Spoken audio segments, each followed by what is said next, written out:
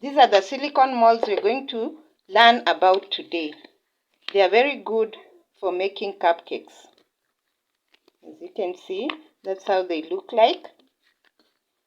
To start off, you need to apply butter or oil on them and then place on your baking tray. Arrange them inside your baking tray because they cannot stand alone without support. And then now we are going to pour our butter inside here.